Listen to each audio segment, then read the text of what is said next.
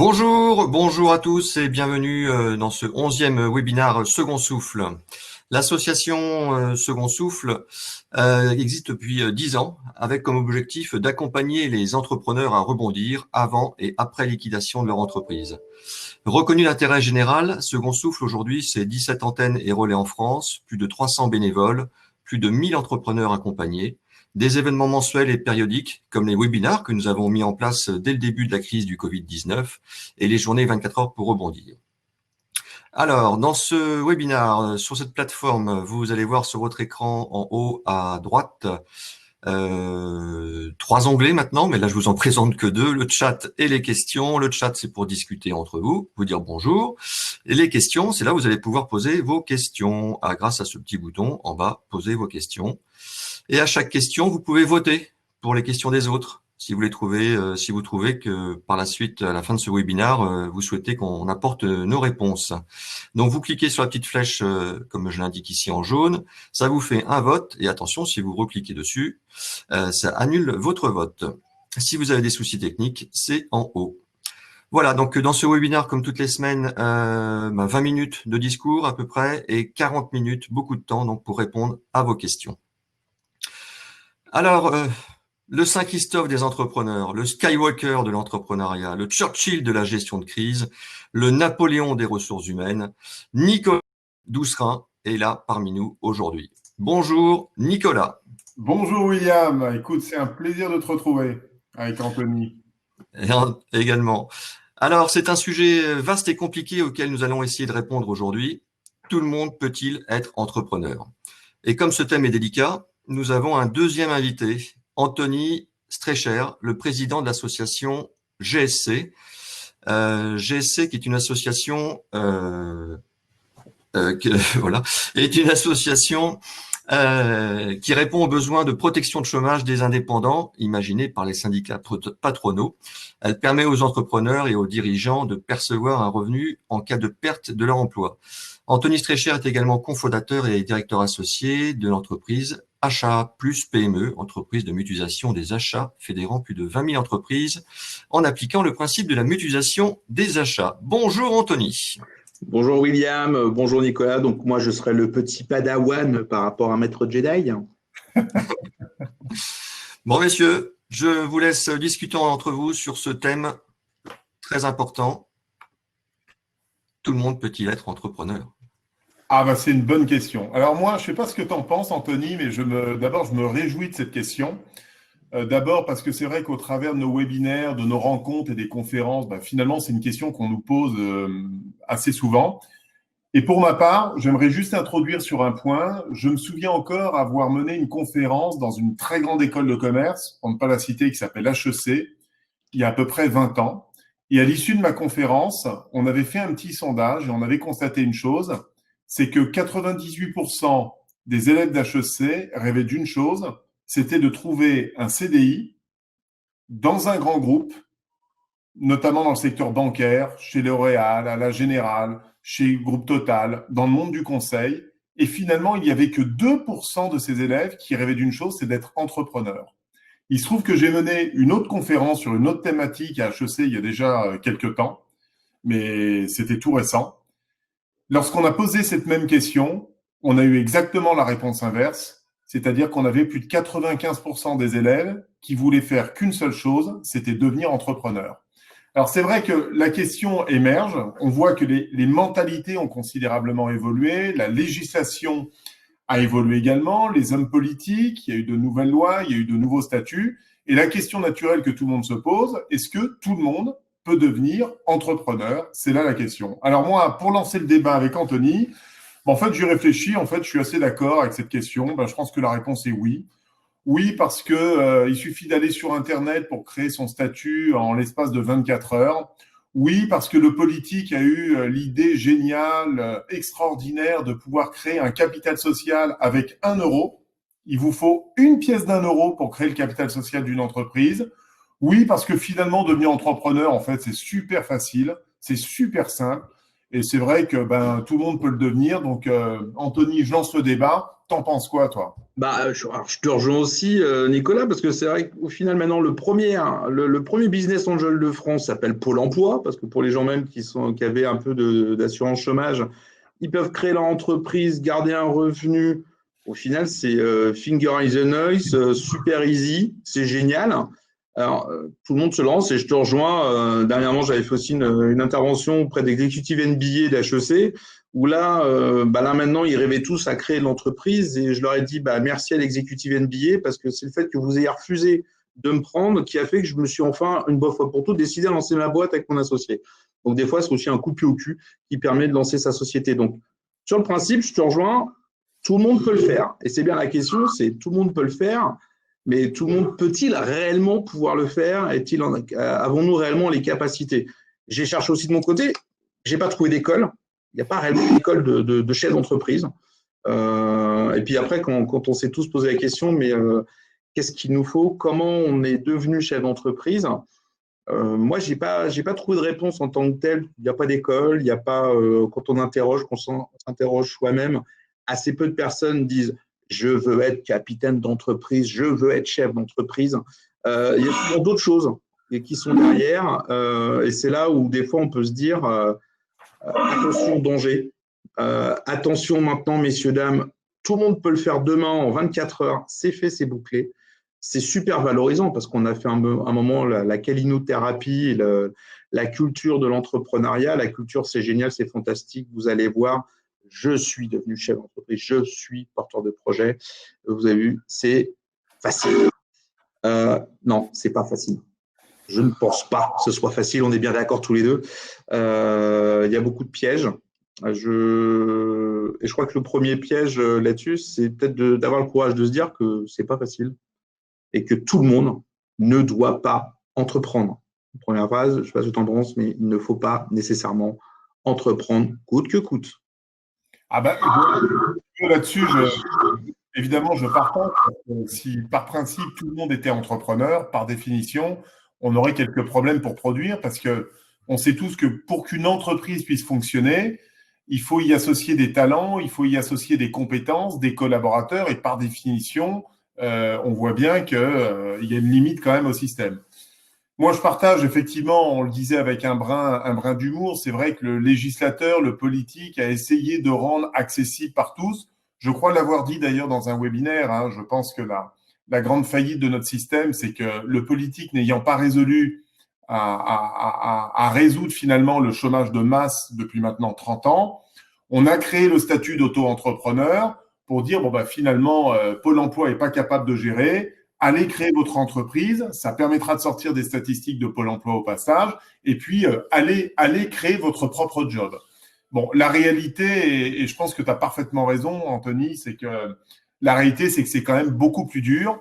Et moi, j'aimerais bien qu'on lance un sujet tous ensemble. C'est finalement, quel est l'ADN, quelles sont les qualités requises, finalement, si on devait définir le profil type de l'entrepreneur. Alors, à succès, je le vois un peu dans les commentaires, c'est très limite. Le succès, est-ce que demain, c'est créer une entreprise, c'est forcément créer une entreprise comme Apple ou comme créer vente privée pour prendre un beau succès français. Le succès, ça dépend uniquement. Je veux dire, on peut être très heureux avec une TPE, une PME, avec 5 salariés, 10 salariés, avoir un beau petit business qui tourne bien, qui est rentable, qui permet de nourrir, de s'épanouir. Et finalement, ça suffit. Chacun se met le curseur. Mais moi, l'exercice que j'aimerais qu'on fasse, Anthony, c'est est-ce qu'il y a un ADN type quand même de l'entrepreneur en France et dans le monde d'ailleurs? Alors, on y va ? On y va, moi je le prendrai de façon inversée grâce à l'association GSC, vous allez comprendre le parallèle, tu vas le comprendre, c'est en reprenant les chiffres de l'échec qui permet de se dire en fin de compte d'avoir que quand même, mais faut bien qu'on rappelle à tout le monde, c'est hors situation de crise, en moyenne tous les ans, c'est entre 50 à 70 000 entreprises qui font faillite en France. Quand on interroge ces personnes-là, c'est pas qu'elles sont mauvaises, c'est pas qu'elles sont méchantes ou qu'elles sont nulles. Et je te rejoins, le politique a vraiment changé sa focale parce qu'il y a 10 ans, 15 ans, échouer et même pénalement était reconnu. Vous aviez le 0,40 et ainsi de suite.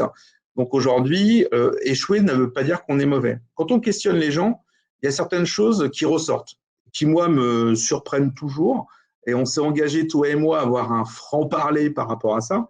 C'est bien souvent la première question. Quelles sont les vraies motivations? Est-ce que c'est juste une motivation, j'ai besoin de trouver du boulot et à un moment donné, créer sa boîte pour juste trouver du boulot, c'est peut-être pas la bonne raison. Là-dessus, je donne cette piste. Deuxième piste, bien souvent, c'est que les gens y vont, ils ont une idée, mais ils sont pas préparés. Ils sont pas entourés et ils y vont comme des fous furieux. Je dirais sirène allumée, tout feu allumé et à fond de 6 et je vais dans le mur. Ou pas, d'ailleurs, Anthony, ou pas. Voilà. Il y en a qui créent le concept, qui partent et qui, eux, sont au contraire extrêmement prudents, extrêmement sur la réserve. Et on sait tous que lancer un projet entrepreneurial, ça demande quand même de l'énergie, de la pugnacité, c'est la résilience, c'est la capacité à tenir, à surmonter les obstacles. Et pour aller dans ton sens, avant d'arriver vraiment sur l'ADN de l'entrepreneur, il faut sortir quand même quelques statistiques. Si on prend l'ensemble des créateurs avec le statut d'auto-entrepreneur, le chiffre d'affaires moyen généré, je dis bien le chiffre d'affaires, ce qui n'est pas un revenu, d'accord, c'est 9 600 € par an. Par an. C'est-à-dire 800 € par mois. C'est le chiffre d'affaires moyen. Donc, on imagine bien que c'est pas avec 800 €. Alors, ça veut dire qu'il y a des écarts très importants. Ça veut dire qu'il y en a qui facturent beaucoup plus. Mais ça veut dire aussi que énormément d'auto-entrepreneurs facturent extrêmement peu. Et c'est là où on se rend compte de la difficulté. Là aussi, on a plus de 40% de ces entrepreneurs qui abandonnent après 3 ans. Voilà. Pourquoi? Parce que j'imagine qu'ils n'ont pas su tirer un profit, développer un chiffre d'affaires conséquent et par définition, ils ne peuvent pas en vivre. Et donc, on va plutôt chercher à se repositionner en CDD ou en CDI. Donc, ce sont des éléments qui sont extrêmement importants. On parlait des faillites d'entreprises aujourd'hui. On est aujourd'hui dans une crise économique qui vient de s'enchaîner par rapport à la crise sanitaire qui, pour le moment, a l'air de s'étioler, en tout cas de très, très nettement ralentir, en tout cas pour l'instant. Malheureusement, c'est une crise économique qui est maintenant devant nous. On est en plein dedans. Et pendant les mois à venir, on risque malheureusement, et c'est une certitude, d'avoir de nombreuses faillites d'entreprises à nouveau, parce que ces mêmes entreprises étaient elles-mêmes fragilisées avant la crise sanitaire. Et comme à chaque crise, eh bien, c'est un peu, vous savez, l'arbre un petit peu fragile. Eh bien, il suffit qu'il y ait une crise un peu plus forte. Et évidemment, ceux qui sont fragiles, ils finissent par rompre. Et quand on finit par rompre, on se retrouve effectivement dans la situation. Et c'est comme ça que des associations comme la tienne, mon cher Anthony, ou comme Second Souffle, ou aussi comme nos amis de 60 000 rebonds, on est là pour soutenir nos entrepreneurs, apporter des solutions et puis aider justement à créer ce sursaut d'énergie et ce rebond. Alors, rentrons sur le sujet, Anthony, l'ADN d'un entrepreneur. Il y a le côté, comme on disait, qu'on a commencé un peu d'être un peu porteur d'un projet. C'est-à-dire qu'aujourd'hui, si on ne porte pas un projet, si on n'a pas un modèle, si on n'a pas une idée, mais validée, posée, réfléchie, on est en train de se battre contre des moulins à vent où on ne sait pas exactement où est-ce qu'on va. C'est comme si on prend un bateau, on se dit qu'on va partir en mer, mais on ne sait pas où on veut aller. Ça va être compliqué. Donc, c'est vrai que déjà, il faut être clair dans ce que l'on veut faire et où est-ce qu'on veut aller. Comme tu l'as dit très justement, Nicolas, on ne cherche pas. Certains, ça va être de monter l'Everest, l'autre, ça va être le Mont Blanc, d'autres, ça va être le Puy-de-Dôme. Il n'y a pas chacun son sommet, chacun ses victoires et ses objectifs. Il n'y a aucun jugement de valeur en termes de hauteur, de profondeur, de taille. Il faut être clair dans son porteur de projet. Il y a le deuxième sujet qui est bien souvent la passion. Si vous n'êtes pas passionné, pas nécessairement que par votre projet, mais par l'entrepreneuriat. C'est-à-dire qu'aujourd'hui, si vous n'êtes pas passionné à créer, développer, partager, avancer, ça va être compliqué. Et j'y mettrai un slash, tu me diras si tu es d'accord ou pas, passionné. Et puis, il faut avoir un brin de folie au démarrage. Parce que si vous préparez tellement, vous voyez tous les risques que vous avez, pour beaucoup, je ne vais pas y aller, je ne veux pas y aller, je ne veux pas me lancer, surtout pas. Il faut avoir cet équilibre qui peut être un peu schizophrène. Il faut être passionné, il faut avoir cette notion du risque. Il faut le garder, justement, ça vient derrière, c'est cette confiance en soi. Il faut avoir confiance en ce qu'on fait, il faut faire Mais je dirais qu'avec une certaine humilité, il y a une phrase que je sors souvent qui est « c'est pas parce qu'on devient dirigeant qu'on devient intelligent ». Faut rester humble, faut avoir confiance en soi, mais avoir confiance en soi, ça veut dire aussi s'ouvrir, aller de l'avant. Aimer les risques, oui, il faut aimer le risque. Je vais donner un exemple. Beaucoup de sportifs, de gens qui vont dans des événements dits dangereux ou à forte adrénaline, ils se préparent. Ils aiment ça, mais ils le préparent le risque. Ils l'anticipent, ils s'entraînent, ils structurent. Il y a une chose qu'on doit dire à tout le monde, l'entrepreneuriat est quelque chose de dangereux. Quand on crée une entreprise, on va dans un monde dit hostile, sauf qu'il est immatériel. On ne s'en rend pas nécessairement compte. Et le coup de bambou, le gros mur qui nous arrive dessus, il ne se matérialise généralement qu'à la fin, quand c'est trop tard. Donc, à un moment donné, oui, il faut aimer le risque. Oui, il faut être, comme on disait, courageux et persévérant. Mais courage et persévérance, faut aussi accepter de prendre parfois des décisions difficiles, accepter de surmonter justement, être volontaire pour surmonter les obstacles. Parce que je pense que toi et moi, on a connu des échecs, on s'est pris des fois des gros coups de bambou et des arrêts. On tombe, ok, et on se relève et on tire les enseignements de tout ça et on accepte de se relever, d'en tirer les enseignements. Mais ça, on peut le faire que si et seulement si on s'est préparé, si on a anticipé, si on est clair et précis, qu'on a mis un peu de côté, qu'on a un peu anticipé, accepté que l'échec fait partie de la vie de l'entrepreneur. Je connais personne, enfin tu me diras si tu es d'accord ou pas, mais je connais personne qui a tout réussi dans sa vie, surtout en tant qu'entrepreneur. Moi, j'en connais pas. On connaît, toi?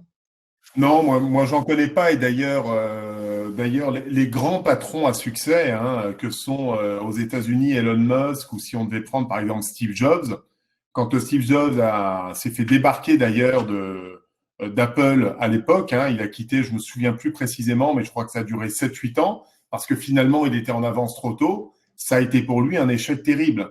Et finalement, on s'est aperçu, il est revenu après à la direction d'Apple, et il est revenu plus fort au bon moment, et c'est là où on a eu toute l'explosion et l'accélération d'un groupe comme Apple. Mais je ne connais pas un seul dirigeant qui n'ait pas connu des échecs, des revers, parce que c'est notamment lorsqu'on vit ce type de revers et ce type d'échec qu'on en sort grandi, parce qu'on a généralement cette capacité de prise de recul, d'analyse, de comprendre, et au lieu, chez un entrepreneur en tant que tel, au lieu de l'enfoncer, ça va au contraire l'aider à rebondir. Et moi, Anthony, il y a une image que j'aime beaucoup.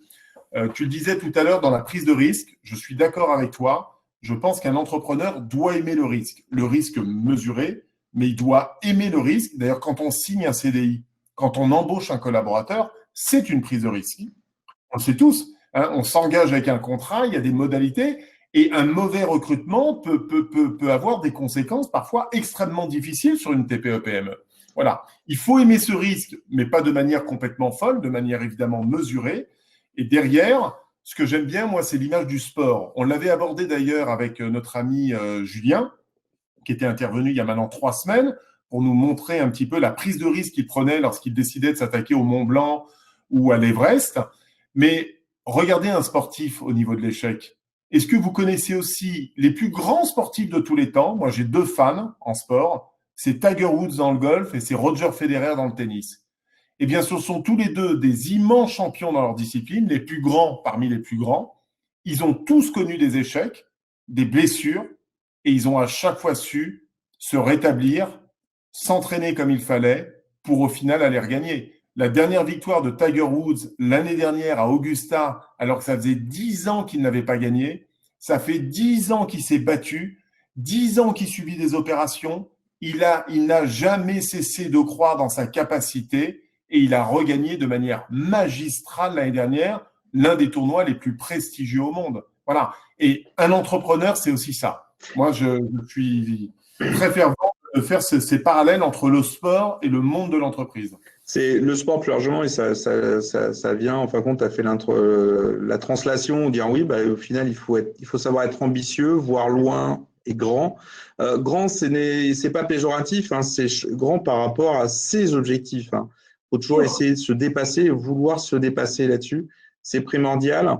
Ça va au-delà du côté sportif, c'est tout environnement challengeant, difficile, qui gère un système de montagne russe et d'ADN, d'adrénaline fantastique. Mais tous ceux qui réussissent se préparent, anticipent. Tu l'as souligné, il faut être flexible et adaptable. C'est qu'à un moment donné, on peut voir loin, on peut se dire bah, c'est super, je veux aller là. Sauf que le chemin ne va pas être droit, ça ne va pas être une ligne droite. Il faut savoir s'adapter, faire des virages, faire des pivots, il faut s'adapter, être flexible. Tu l'as souligné, donc on va le redire, c'est aimer la compétition.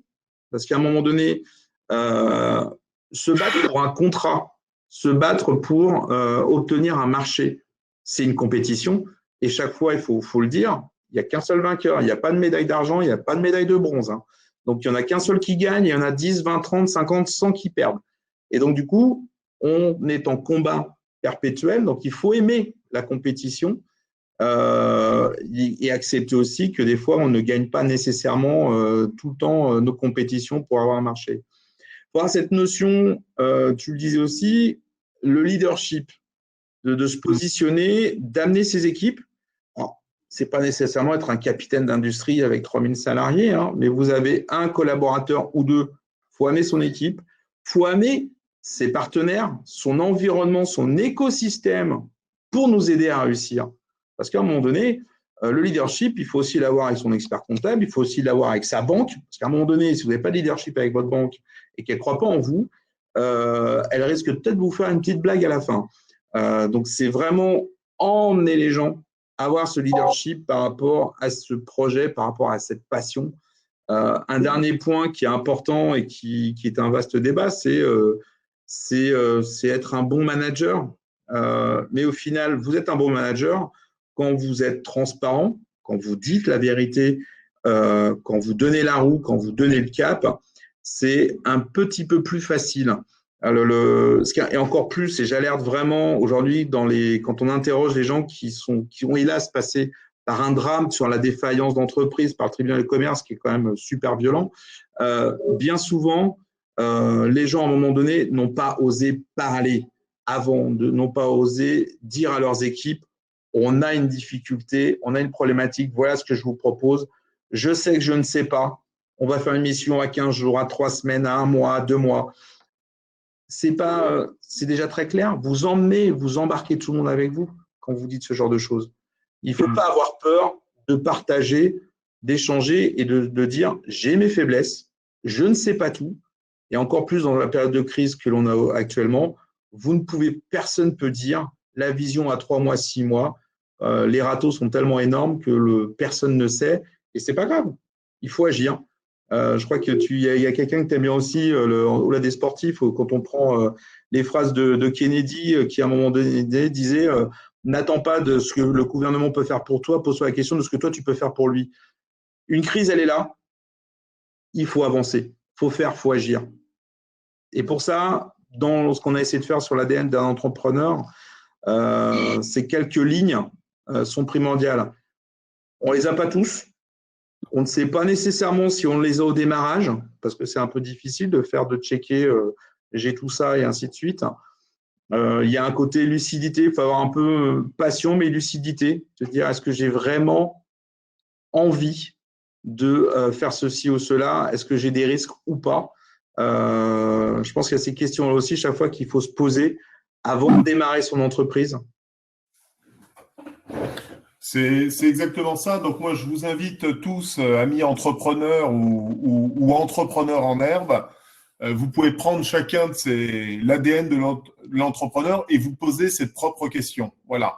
Porteur d'un projet, passionné, confiance en lui, aimer. Alors, le terme aimer, la prise de risque, je vois, il y a eu beaucoup de débats sur le sujet de la part de Xavier, de Michel, sur le sujet. C'est vrai que le verbe est pas bien employé.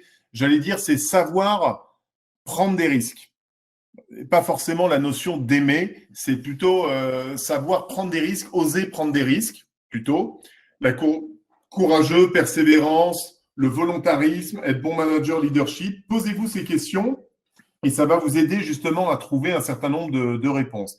Je vois que le temps tourne. On a un deuxième slide qu'on vous laisse. C'est un peu les 14 questions qu'il faut se poser. Mais je propose on va en prendre connaissance là, rapidement. Et je vous propose d'enclencher le débat et surtout de poser vos questions parce que dans quelques minutes maintenant, on va essayer d'y répondre avec Anthony de manière concise, franche sur le sujet. Alors, William, mets-nous les 7 questions. On va y aller. Hein, j'y vais rapidement. Les questions à se poser avant de lancer un projet. Quelles sont vos motivations personnelles à entreprendre? Anthony l'a abordé tout à l'heure, mais c'est un vrai sujet, c'est important. Vous le faites pour l'argent, vous le faites pour être libre, vous le faites parce que vous avez une ambition, un projet de développer, de croître et puis d'aller à la conquête d'un marché très spécifique. Quelles sont vos motivations? Deuxième question, que souhaitez-vous réaliser? Question très importante. Troisième, quelles sont vos forces, mais également vos propres faiblesses? Un chef d'entreprise, c'est pas Superman qui est brillantissime dans tous les domaines. J'ai déjà abordé ce sujet. La première qualité d'un dirigeant, c'est de bien apprendre à se connaître pour que vous consacriez 99% de votre énergie là où vous êtes bon. Et là où vous êtes moins bon, c'est de savoir s'entourer avec les bons talents, les bons partenaires, les bons fournisseurs, les bons collaborateurs qui vont venir compléter là où vous êtes moins bon. Un entrepreneur, on lui demande d'être assez généraliste, mais concentrez-vous là où vous excellez finalement. C'est là où vous donnerez le meilleur de vous-même. Avez-vous toutes les compétences pour donner vie à votre projet? Est-ce que vous avez tous les ingrédients autour de vous pour permettre à votre projet d'évoluer et puis ensuite de s'émanciper? Comment allez-vous vous faire accompagner? Par une association, par un coach, j'ai vu des questions sur le sujet, par un ami tout simplement, par un associé, par un collaborateur. Quels sont vos besoins humains, partenaires, technologiques, financiers pour que votre projet puisse prendre vie? Voilà, tout ça, ce sont des questions extrêmement importantes. On va enchaîner avec les 7 autres et puis ensuite, on va essayer d'y répondre. Votre projet est-il viable sur le moyen et le long terme? Est-ce que finalement, le projet que je lance, il est dépendant d'une situation économique en tant que telle? Est-ce qu'il est dépendant, par exemple, d'aide publique de l'État? Lorsque je fais de la formation, lorsque je suis dans le domaine de la santé, par exemple, si demain le législateur change par définition la législation, est-ce que ça risque pas de mettre en péril complètement mon modèle économique? Voilà. Posez-vous ces questions. Quel est l'état de votre marché?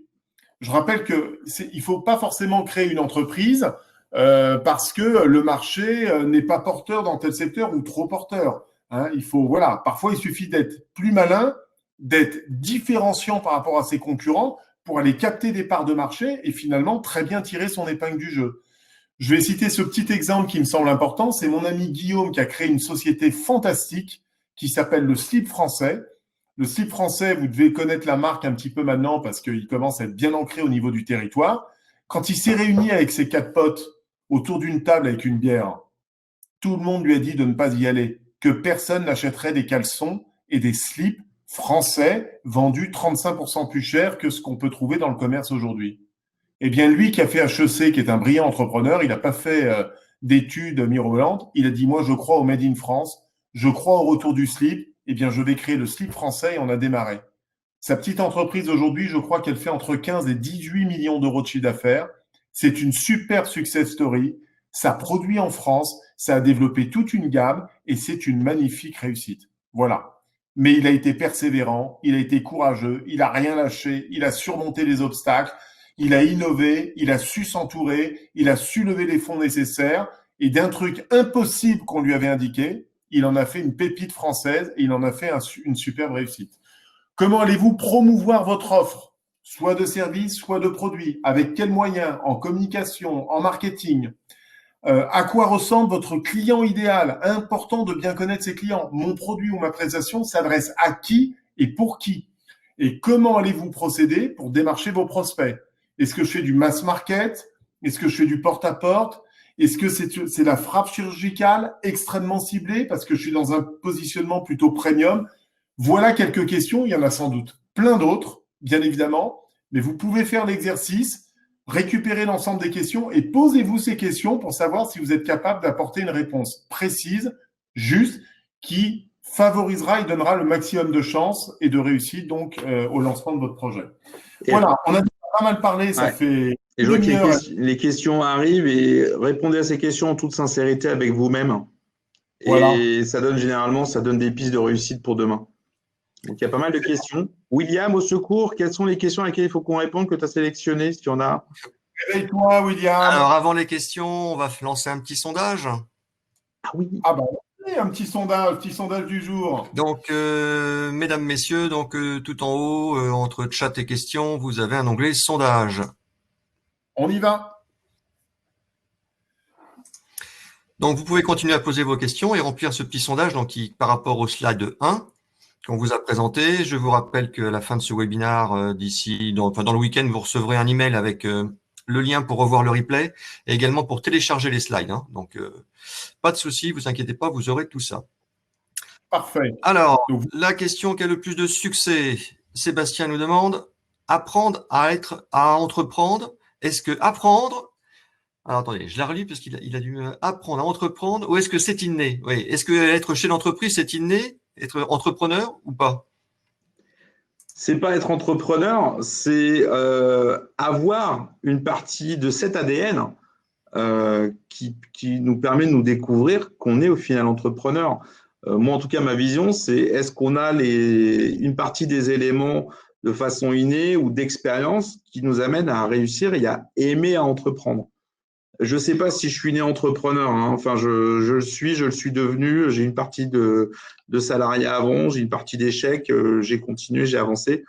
Par contre, j'ai retrouvé, quand on a parlé avec Nicolas ou dans les préparations, beaucoup de choses d'ADN, de traits de caractère, d'expérience qui m'ont amené à entreprendre. Donc, je ne sais pas si c'est réellement inné, mais plutôt de l'ADN, des éléments qu'on a en nous qui nous amènent à réussir, soit côté entrepreneur ou l'autre terme des fois qu'on emploie, qui est le côté intrapreneur.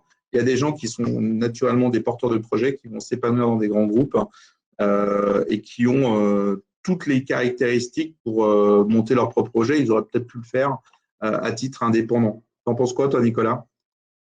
Oui, moi je suis assez d'accord. Je pense que ce sont avant tout des qualités naturelles que l'on a plus ou moins et de manière plus ou moins accentuée, je pense, dès notre naissance, finalement, dans notre ADN. Mais n'arrêtons pas le terme entreprendre à la création d'une entreprise. Quand on entreprend dans sa vie, quand on décide par exemple de se mettre en couple, quand on a la chance de bâtir une famille, par exemple d'avoir des enfants, c'est entreprendre, c'est prendre des risques, c'est fonder une famille, c'est avoir l'envie d'avoir des enfants avec les bons et les mauvais côtés en termes d'éducation, d'investissement, de temps. Monter une association pour aller aider, par exemple, les plus démunis dans un pays ou réunir des fonds ou réunir des vêtements, de la nourriture pour aller aider les plus faibles, c'est entreprendre. Ça fait preuve aussi de qualité, de conviction, de persévérance, de courage, d'énergie pour aller convaincre. Ce que je veux dire, c'est que entreprendre, on peut entreprendre pour soi, c'est entreprendre pour sa vie, c'est entreprendre pour un projet, et on a tous nos qualités, nos défauts à la naissance. Et on l'a démontré, je pense qu'on a réussi à le démontrer au travers un petit peu de cet ADN et de ce qu'on vient de se dire. Certains ont un peu plus de telle ou telle prédisposition à la naissance, et ce qui va faire qu'ils vont décider d'aller plus loin parfois, de créer une entreprise et de développer un projet, et d'autres à l'inverse, et c'est tout aussi respectable, de se lancer plutôt pour être un collaborateur au sein d'une entreprise parce qu'ils ont envie d'être portés par un leader, un projet, une équipe, et pas forcément d'être sur le devant et d'être soi-même en tête de gondole. Voilà, il en faut pour tout le monde, et encore une fois, c'est la plus belle chose qui puisse arriver. Et je rajoutais que ce n'est pas une question d'âge, c'est que des fois des gens se révèlent dans le temps avec leurs expériences, leurs évolutions, et ils peuvent entreprendre à 20 ans, d'autres à 15 ans, ils ont envie déjà de monter des projets, et d'autres se mettent à entreprendre, à créer une entreprise sur autre chose à 50, 55 ans, 60 ans. C'est des moments de vie, il y a peut-être des fois de l'expérience qui fait qu'à un moment donné, hop, ça y est, vous avez suffisamment d'éléments déclencheurs, j'y vais, je suis prêt, j'ai mon environnement, j'ai mon expérience qui m'amène à ça. Donc, il n'y a pas c'est pas une question d'âge. on peut découvrir des axes forts dans le temps.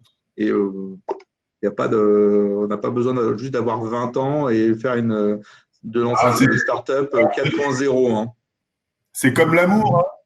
Hein. William, il a attendu d'avoir 45 ans pour découvrir le grand amour. Tu vois bien, hein, c'est perdu pour personne. Hein.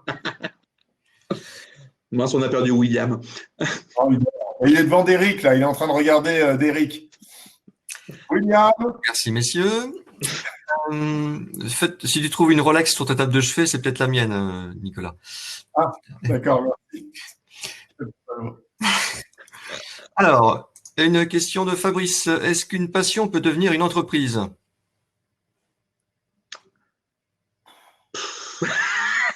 Non. Oui et non. Je dirais oui et non.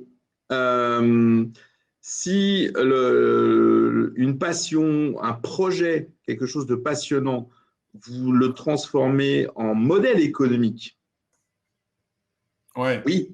Si c'est je monte une boîte pour essayer de vivre coûte que coûte ma passion, non, ça va partir au carton.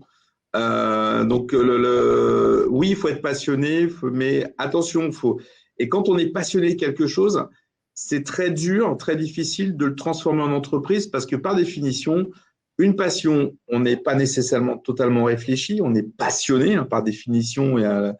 Donc, à un moment donné, le côté de notre cerveau lucide et pragmatique est bien souvent oublié.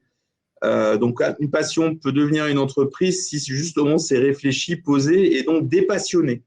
Je vois, moi, l'analyse que j'en fais et que je dirais par rapport à ça. Tu partages ou pas, Nicolas? Oui, je suis assez d'accord. La passion est nécessaire lorsqu'on a une idée, mais moi, je dis, être entrepreneur, c'est avoir une idée et avoir cette capacité de donner vie à cette idée.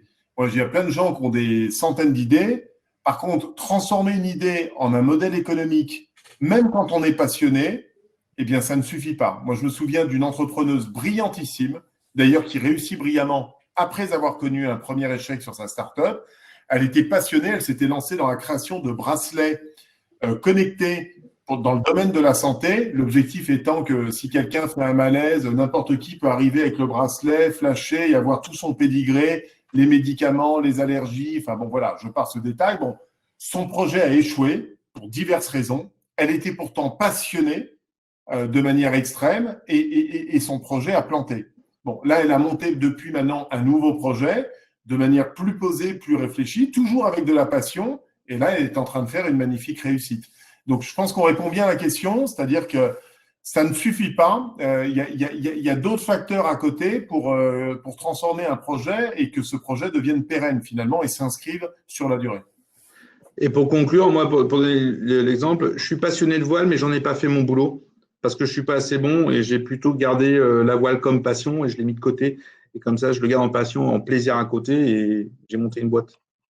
Ouais, moi, je suis passionné de voile, mais je ne suis pas assez talentueux pour être Tiger Woods, donc j'ai abandonné l'idée d'être pro de golf, en fait. Voilà.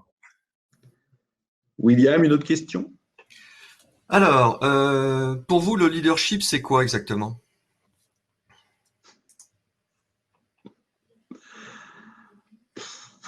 Être soi et d'accepter de montrer qui on est et où est-ce qu'on va, déjà, tout simplement. Il faut, ouais, pour moi, l'important, et de bien souvent dans beaucoup d'échecs qu'on voit, qu'on constate ou de réussite, c'est de réussir à montrer où est-ce qu'on va, où est-ce qu'on est, comment on veut y aller, montrer et fédérer dans le sens où d'accepter, de faire confiance aux autres et de donner cet axe-là, de donner la confiance. De montrer aussi, alors il faut pas non plus, on n'est pas dans la calinothérapie, hein, on n'est pas là dans le cocooning et dans le monde de bisounours, mais il faut aussi montrer que on ne sait pas tout, qu'on peut avoir des faiblesses, qu'on peut nécessairement tomber. Voilà, je pense que c'est d'être humble, honnête, d'aller de l'avant, de donner l'objectif, le cap.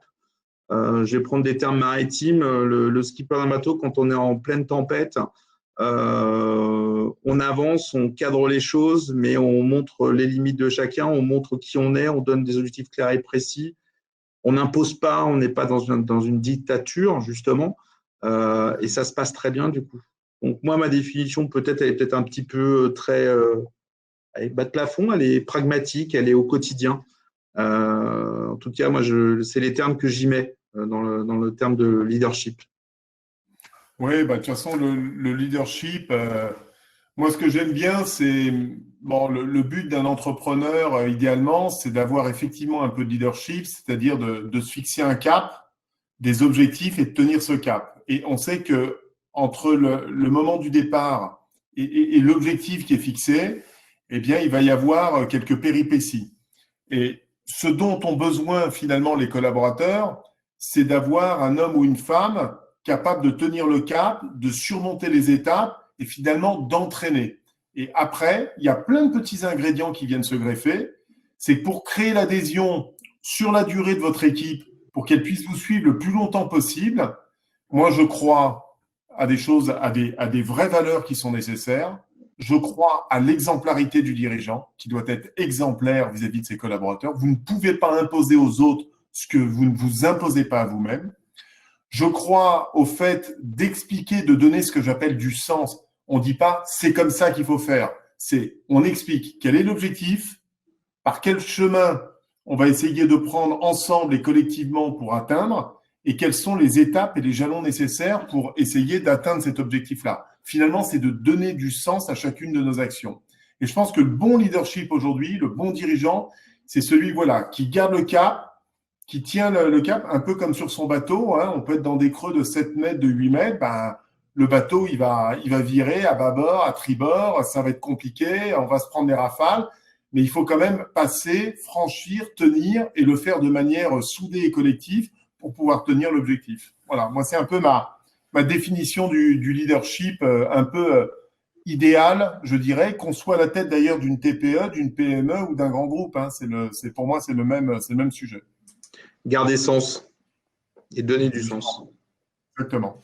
Dans le premier slide qu'on a passé sur l'ADN d'être entrepreneur, Nicolas nous dit qu'on a exposé beaucoup de soft skills, mais quels sont les hard skills incontournables pour vous?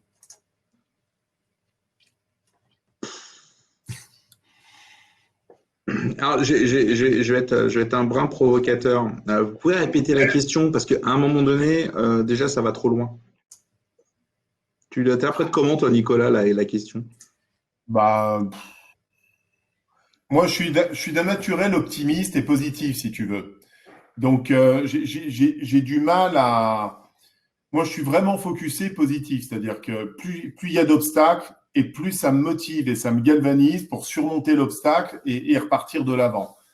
Donc, je regarde toujours le bon côté des choses et moi, j'ai un peu de mal avec cette question. Il n'y a pas d'obstacle, il n'y a pas de difficulté, il n'y a pas une granularité, il y a une difficulté, on l'intègre, comment on l'aborde, comment on la contourne, comment on réussit ensemble, seul ou ensemble ou accompagné. Et voilà, et on prend les choses les unes après les autres par rapport au cap et au sens qu'on a donné. Et si on a donné du sens à toutes ces équipes, à ses collaborateurs, à ses partenaires, du coup, ça devient beaucoup plus facile. On ne gagne pas tout le temps, mais c'est beaucoup plus facile. Ne doit-on pas intégrer dès le démarrage, avec son équipe ou ses partenaires, des réflexes d'agilité? Cela rejoint la qualité d'adaptation nécessaire à l'entrepreneur, non? Oui, mais bon, on donne la réponse dans la question.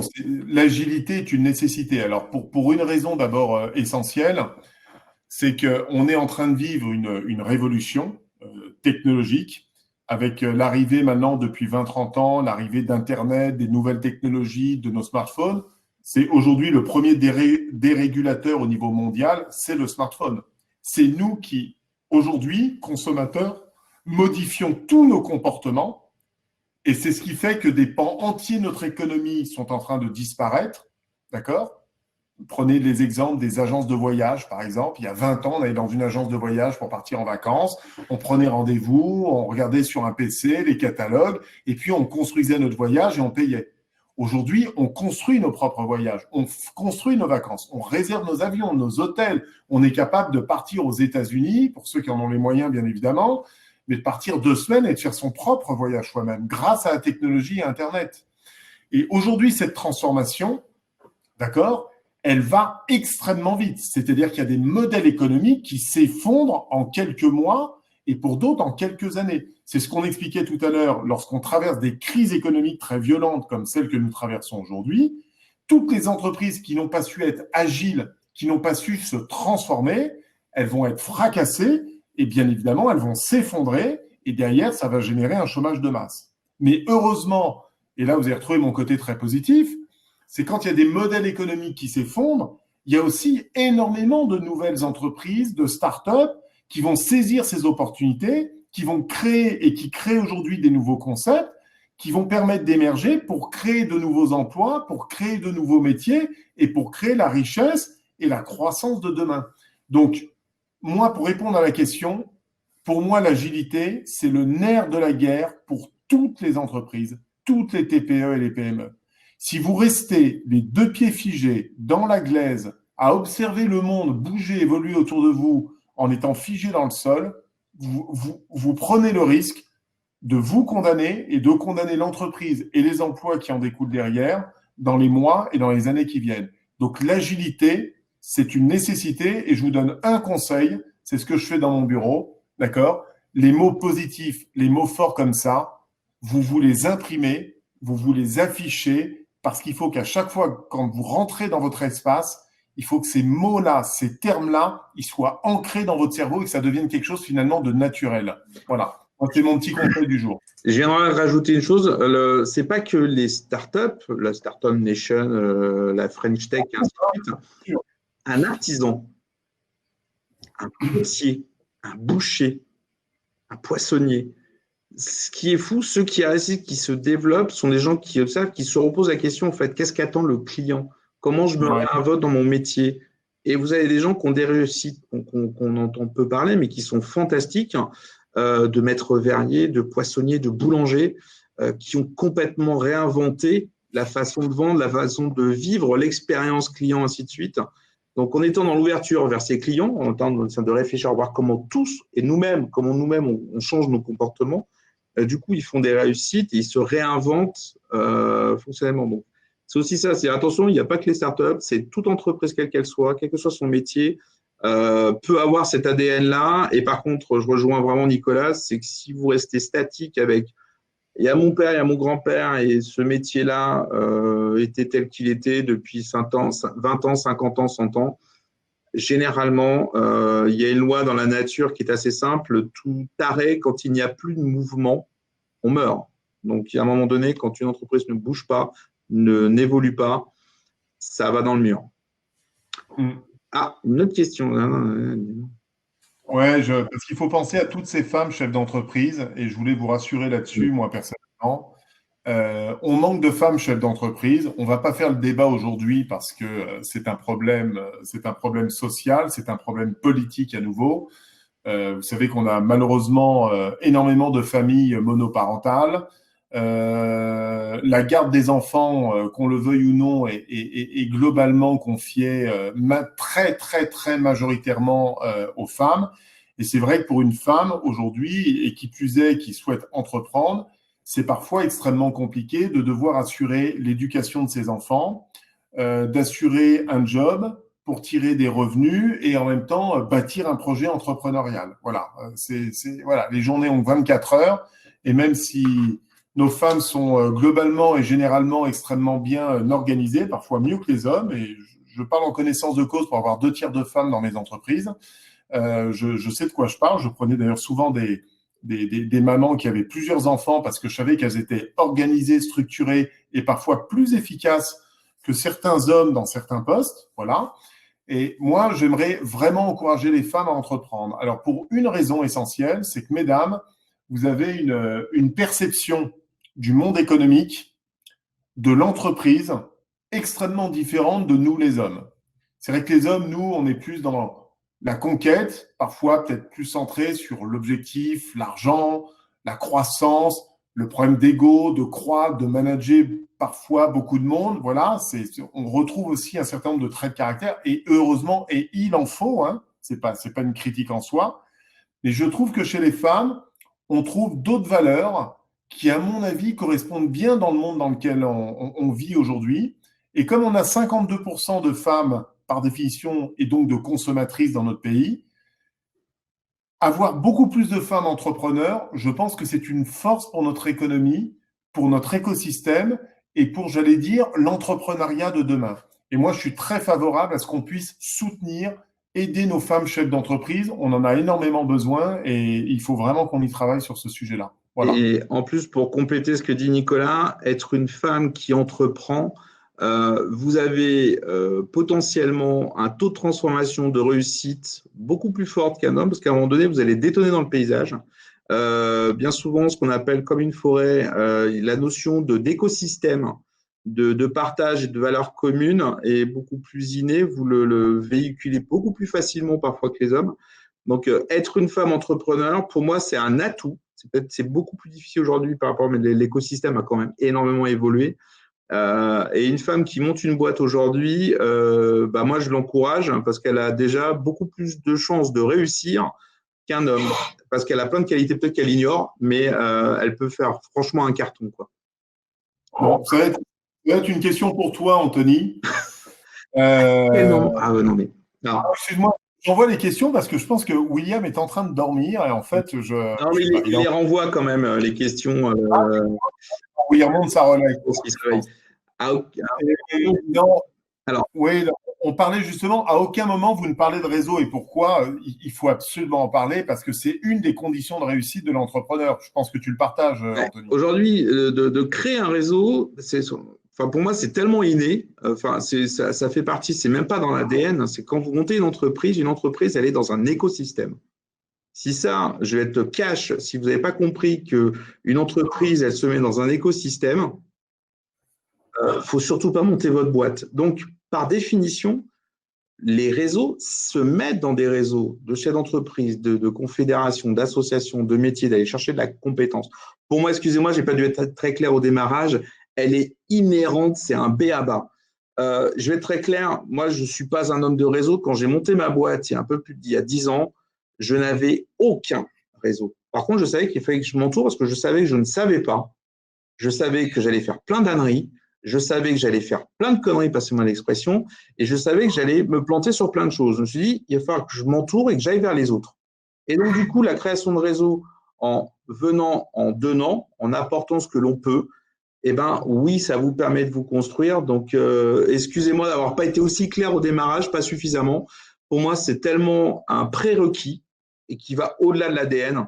C'est qu'à un moment donné, quelqu'un qui lance une entreprise sans vouloir créer un écosystème autour de lui, donc en fin de compte qui se ferme autour des autres, sa boîte et son côté entrepreneur, faut pas le faire.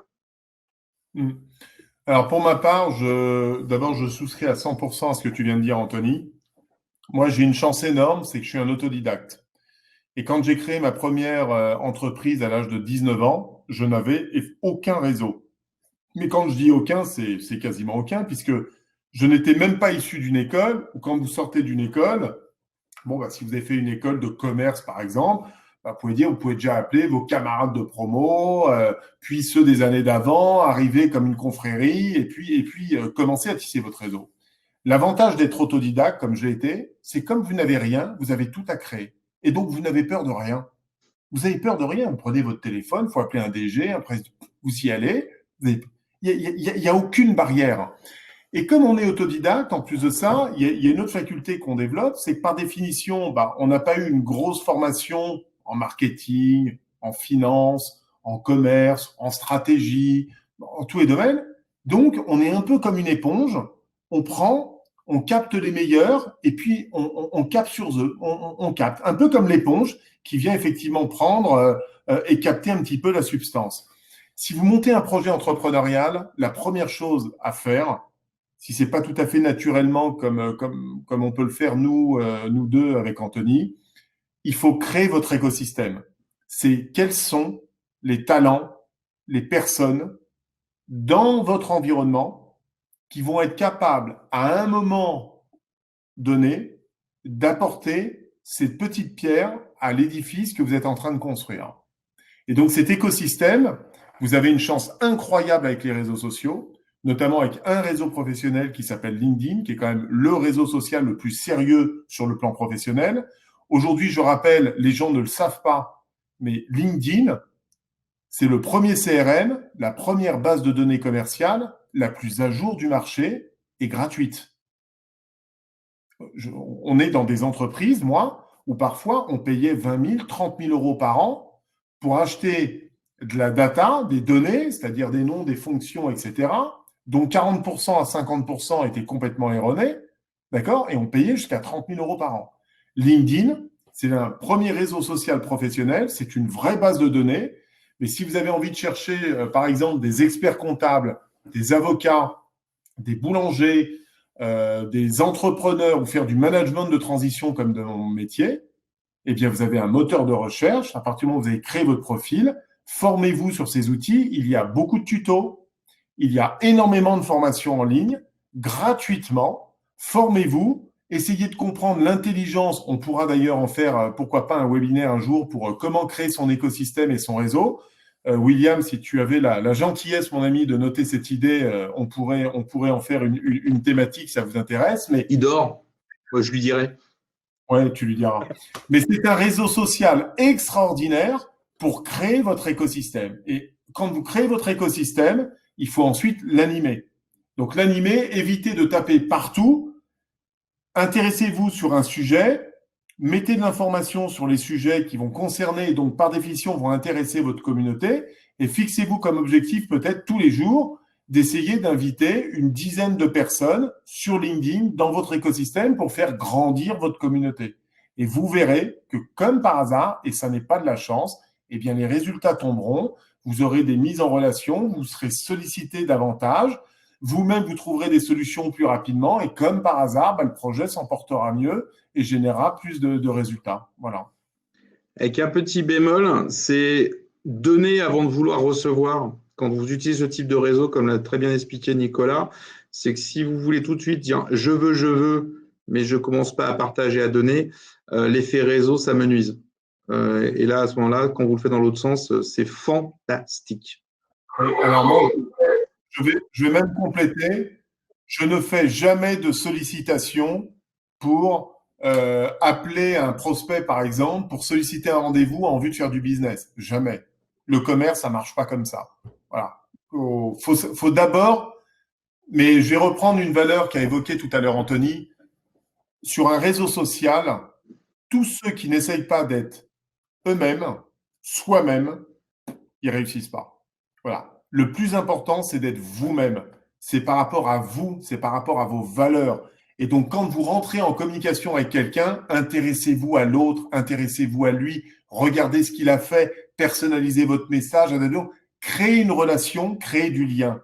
Et après, dans un second temps, et naturellement, vous verrez que vous arriverez en plus à faire du business de qualité et généralement sur la durée. Moi, il n'y a pas de miracle. J'ai 44 ans aujourd'hui. J'ai des clients qui me suivent depuis 25 ans. C'est pas une question de chance. Je ne crois pas. C'est une question de valeur. C'est une question d'engagement. Parfois, des clients m'ont donné beaucoup de business pendant un temps et plus du tout après, parce que chacun a évolué, ça a été plus compliqué. J'ai su rendre des tours de bâton parce que la roue tourne dans mon métier aussi. Hein. J'ai des clients qui me demandaient du business, mais le jour où ils ont traversé une crise eux-mêmes, qu'ils ont été licenciés, qu'ils se sont retrouvés, c'est à ce moment-là qu'il faut les inviter à déjeuner, qu'il faut aller les recevoir, qu'il faut les épauler pour les aider à rebondir. Et vous verrez que vous aurez des retours de bâton ou pas. Parfois, on aura des déceptions, mais ça, c'est valable partout. Mais en tout cas, n'attendez rien et surtout, nouez des contacts et des relations, surtout à travers les réseaux sociaux, mais toujours de manière sincère. Ça me semble vraiment essentiel. Bien. William est revenu. Je suis réveillé. Merci de terminer ta réponse en cliquant. Merci. Pour terminer, messieurs, on va peut-être donner votre avis sur les résultats du sondage. Nous sommes tous oui. Quel suspense. Il n'y a pas le roulement de tambour, William? Accédez, vous pouvez le voir, le résultat du sondage. Hein. Donc, ceux qui ont répondu, 41% disent avoir un projet. Très bien. 28% sont passionnés. J'ai confiance en moi, 17%. J'ose la prise de risque, 26%. Je suis courageux et persévérant, 28%. Je suis volontaire pour surmonter les obstacles, 34%. Je sais me relever après un échec, 26%. Je suis ambitieux, 21%. Je suis flexible, 28%. J'aime la compétition, 11%. J'ai du leadership, 19%. Je suis un bon manager, 15%. Et la dernière question, Anthony, je suis perfectionniste, 19% quand même. Aïe, aïe, aïe, aïe, aïe. Eh ben, c'est génial ce sondage parce que vous avez tous participé et merci d'y avoir participé. C'était une idée de Nicolas, de William et de moi. C'était de donner quelques phrases et là-dessus. Alors, il y en a quelques-unes que vous avez retrouvées comme par hasard qui faisaient partie un peu de l'ADN. Il y en a quelques-unes qui étaient entre guillemets un petit peu piégeuses. La vérité n'est pas dans toutes les phrases qu'on vous a dites. Elle va être bien souvent au milieu de tout ça et dans l'analyse que vous ferez, que l'on fait tous par rapport à son propre modèle et ainsi de suite. Le perfectionniste, je veux juste vraiment finaliser là-dessus. C'est quand on est perfectionniste, on peut l'appeler aussi ce qu'on appelle le syndrome de l'ingénieur fou, qui va vouloir toujours sortir un produit ou un service le plus parfait, le plus top du top. Généralement, quand on cherche en termes de business à être trop parfait, on a des petits concurrents qui nous sont passés devant. La recherche de vouloir s'améliorer tout le temps, oui. La recherche à la perfection perpétuelle, attention, faux amis. Donc, c'est vrai qu'on vous a mis dans le sondage quelques faux amis. C'était juste pour illustrer que dire attention, on peut tous avoir nos propres qualités, peuvent avoir un effet pervers ou qui nous ralentissent dans notre business. Il faut savoir juste mesure, prendre un peu de lucidité, d'être passionné tout en étant lucide. Donc, c'est pas simple. D'être enthousiaste tout en étant raisonné, savoir prendre des décisions, donc emporter tout le monde, avoir du sens avec des virevoltages. Donc parfois la vérité, elle n'est pas unique. Il y a bien souvent différentes vérités possibles pour une même situation. C'est ça où on voulait un petit peu aussi dans le sondage, lequel vous alertez, Nicolas et moi. Voilà. Nicolas, tu réagis?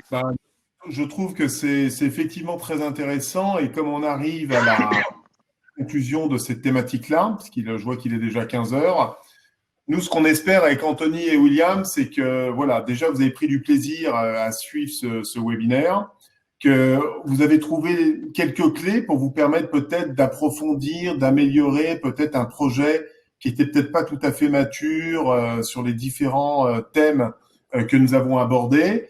Et en tout cas, vous avez été encore extrêmement nombreux à partager, à échanger avec des fidèles parmi les fidèles. Xavier Gileron qui a répondu à de nombreuses questions et c'est aussi la richesse de ces moments. Hein, nous, on n'est pas là, on ne détient pas la vérité. On essaie juste d'apporter notre savoir-faire, nos retours d'expérience pour essayer d'en faire bénéficier le plus grand nombre. Mais ce partage-là, il est aussi également extrêmement fort entre vous. Et quand je vois le nombre sur le chat, vos échanges, vos questions et vos réponses, c'est quand même extrêmement encourageant. William. Oui, écoutez, merci. Merci Anthony, merci Nicolas. On aborde le sujet de la semaine prochaine, Nicolas? Ouais, c'est un sujet passionnant, William. Passionnant, peut-être aussi délicat et vaste que celui de cette semaine. On va parler des licenciements.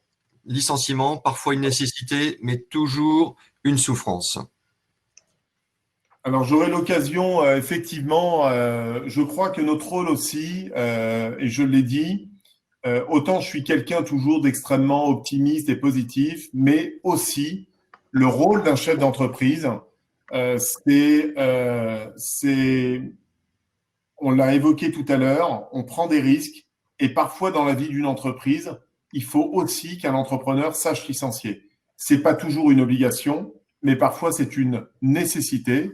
Et en tout cas, et me concernant, j'aurai le plaisir de vous raconter un peu mon témoignage avec ma petite entreprise a connu la crise, où j'ai bien connu ces périodes extrêmement douloureuses et difficiles, mais j'ai dû le faire parce que c'était la seule manière de sauver une partie de l'entreprise pour ensuite recréer de la richesse et permettre ensuite de rebondir et de recréer de nouveaux emplois. Voilà, c'est les accidents de parcours, c'est parfois une nécessité, c'est toujours une souffrance. Contrairement à ce qu'on dit, l'entrepreneur, C'est pas une espèce de monstre à sang-froid qui n'a aucune sensibilité sur les licenciements et on ne s'habitue pas à licencier. Hein, ça peut être toujours des drames humains, mais parfois, mais je vais pas tout dévoiler maintenant, vous verrez, ça peut être également extrêmement positif pour un certain nombre de salariés. J'aurai l'occasion d'y revenir et de vous raconter quelques témoignages extrêmement forts. Mais pour cela, il faudra se réinscrire vendredi prochain de 14h à 15h, mon cher William.